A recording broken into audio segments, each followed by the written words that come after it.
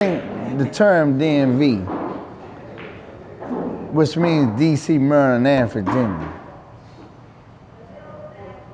You know, I don't even know who came up with that term. Because when I came up, you was either from DC, you were either from Maryland, or you was either from Virginia. But I embraced the whole concept. Right. Because these cities can be related indirectly or directly from different people. May have family in Maryland. From DC, they may have family in Maryland, family in Northern Virginia. Right. You know, it's like a tri-state, if you want to look at it like that. Yeah. Their borders touch. But I always looked at my herb, you either was from DC, you either was from Maryland, or you either was from Virginia. Okay. So, no matter where you from, represent where you from. But I see a lot of artists that may be from not be from DC, but I don't want to say claim DC, because I don't want to say them artists never been in DC or be in DC, but it's like the DMV became what affiliated Maryland and Virginia with DC. I guess because DC probably more well known in the United States. DC more of a reputable city that maybe artists not from DC want to attach to. So I think that's where the term DMV came from, which I embrace, but that's what's going on now, from when I went in to when I came home.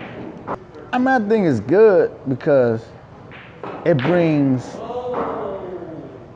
a unity to a certain region, so to speak. And I think it's young, talented artists coming up that's relative to their time. And like Trife Drew more relative to an older generation, even though he's not as old as I am, but an era where the Jay-Z's was coming up, where the, who was known street rappers back then? Jay-Z.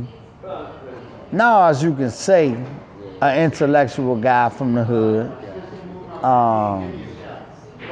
The Scarfaces. It's more from that era. So he kind of relates to that era, even though he raps about things that are relative to now, but with an old school flow. Even though he can rap different styles, but he true to that era and rapping. I just wanted to just focus back in music, because for a while, after missing out on that Jeff Dam deal of multi-millions, I don't want to say it deflated us, but it's hard to do music when you was known to getting that close. So for a while, we kind of went on a hiatus. That's the best way to put it. And now we're getting back into it. Because I think artists of that caliber should definitely have a second chance of being brought out. So this is the new era, which is Black Diamond. I'm a believer that you only live once. And I think anybody should follow their dreams, no matter what it is. Whether you want to be an actress, an actor, start an IT company. It's a lot of things, own your own business, no matter what it is. So I'm just a firm believer in you only live once. You should live to follow your dreams, bring your dreams into fruition and reality. And mine's are, I'm speaking for me, the record label, managing models, a company called Bliss. And I'm working on a book. I'm on my 3rd chapter right now.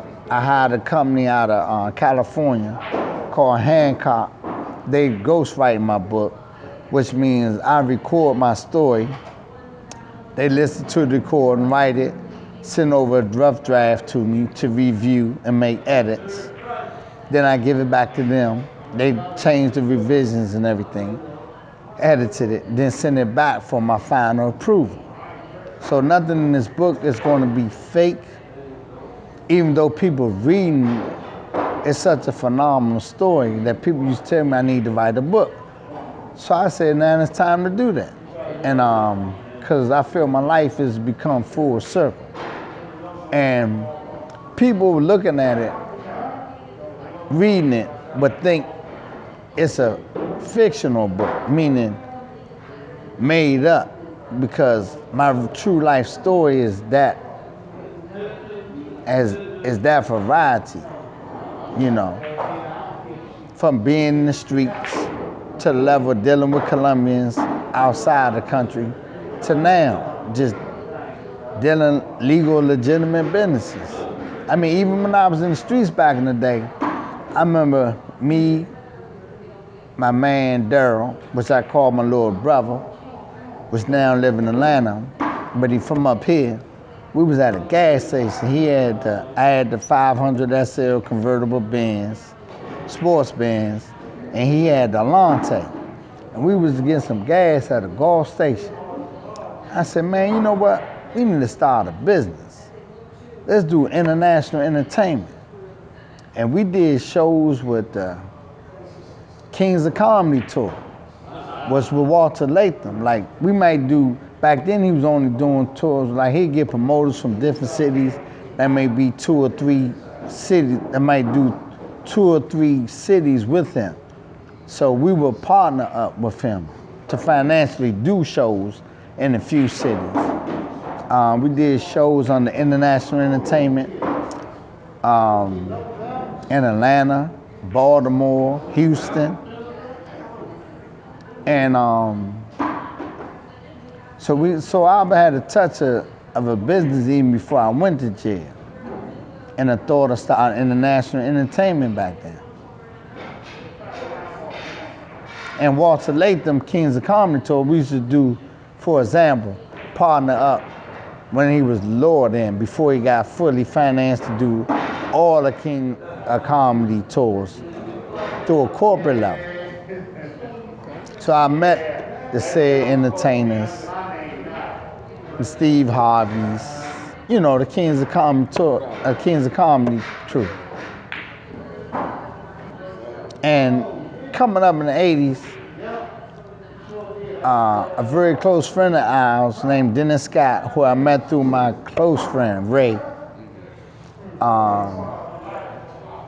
So that was pretty much my first instance of knowing pro athletes / celebrities. So Dennis Scott got drafted with the Orlando Magic. So then Shaq got drafted to Orlando Magic. Him and Dennis very close friends back then to this day.